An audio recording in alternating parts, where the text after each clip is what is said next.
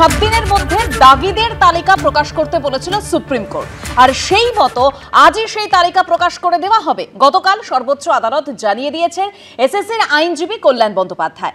গতকালও বারবার সর্বোচ্চ আদালত বলে দিয়েছে যে কোনোভাবেই যাতে দাগিরা নতুন নিয়োগ প্রক্রিয়ায় অংশ নিতে না পারে। সুপ্রিম কোর্টের কড়া নির্দেশের প্রেক্ষিতে স্কুলে নিয়োগ দুর্নীতি মামলায় শনিবারই দাগিদের তালিকা প্রকাশ করবে স্কুল সার্ভিস কমিশন। শুক্রবার সর্বোচ্চ আদালতে জানালো তারা। এরই সঙ্গে দাগিরা যাতে পরীক্ষায় কোনোভাবেই বসতে না পারে তা নিয়ে ফের এসএসসিকে সতর্ক করে দিল সুপ্রিম কোর্ট। বৃহস্পতিবারই এসএসসিকে 7 দিনের মধ্যে দাগিদের তালিকা প্রকাশের নির্দেশ দেয় সুপ্রিম কোর্ট।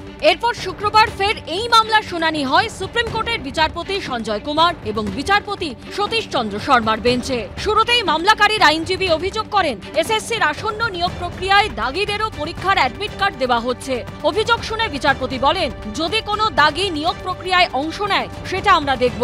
দাগিরা কোনোভাবেই নিয়োগ প্রক্রিয়ায় অংশ নিতে পারবে না। এসএসসির আইনজীবীর উদ্দেশ্যে বিচারপতিরা বলেন, আপনারা আসল প্রশ্ন এড়িয়ে যাবার চেষ্টা করছেন, আমাদের স্পষ্ট উত্তর দিন। আপনারা কি দাগিদের নিয়োগ প্রক্রিয়ায় অংশ নিতে অনুমতি দিচ্ছেন, হ্যাঁ কি না? এসএসসির আইনজীবী বলেন না।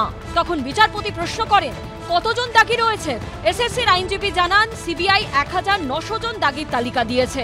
অনলাইন আবেদন করার সময় সেটা যাচাইয়ের কোনো ব্যবস্থা ছিল না। তখন ফের বিচারপতি কমিশনকে সতর্ক করে বলেন, দাগিদের নিয়োগ প্রক্রিয়ায় অংশ নিতে দেবেন না।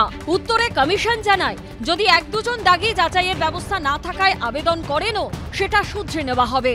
তারপর বিষয়টি আপনাদের সামনে আসবে, আপনারা দেখে নেবেন। বিচারপতি আবার বলেন, কোনো দাগি ফাঁক গলে বেরিয়ে যাচ্ছে কিনা আমরা দেখছি, তাদের পরীক্ষার আগেই বের করে দিতে হবে। এরপর বিচারপতি ফের একবার এসএসসিকে 7 দিনের মধ্যে দাগিদের তালিকা প্রকাশের কথা বলতে যাচ্ছিলেন। তখনই কমিশনের আইনজীবী বলে ওঠেন, আমরা কালকেই সেটা প্রকাশ করছি, কালকের মধ্যেই আমরা সেটা করে দেব। বিচারপতি তখন কমিশনের আইনজীবীর উদ্দেশ্যে বলেন, একজন দাগিকেও পরীক্ষায় বসতে দেওয়া যাবে না। যদি 1-2 জন ফাঁক গলে বেরিয়েও যায় তাহলে সেই প্রার্থীদের বের করে দেওয়া হবে, তাদের নিয়োগ প্রক্রিয়া থেকে ছেড়ে ফেলতে হবে। শনিবার এসএসসি দাগিদের তালিকা প্রকাশের পর কি হয় সেটাই দেখার। বিজেন্দ্র সিংহ, কৃষ্ণেন্দু অধিকারী ও রঞ্জিত হালদারের রিপোর্ট, এবিপি আনন্দ।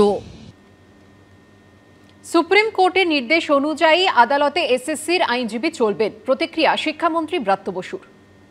সুপ্রিম কোর্ট যেটা বলেছেন সেটা মানতেই হবে। তা আমাদের এসএসসিকে আমরা বলবো, আমাদের যিনি আইনজীবী আছেন সম্মানীয় সাংসদ কল্যাণ বন্দ্যোপাধ্যায়, তার মতো কথা মতো তিনি যে গাইডলাইন দেবেন সেই অনুযায়ী এসএসসি সুপ্রিম কোর্ট যা নির্দেশ দিয়েছে সেটাই করবে।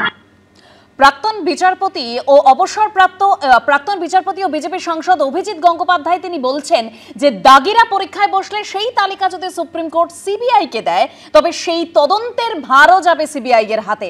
অন্যদিকে কুণাল ঘোষ কি প্রশ্ন করছেন যে সিবিআই কি বলেছে টাকা দিয়ে চাকরি হয়েছে, শুনুন। সুপ্রিম কোর্ট বলেছে যে এই পরীক্ষা হয়ে গেলেও আমরা খতিয়ে দেখব।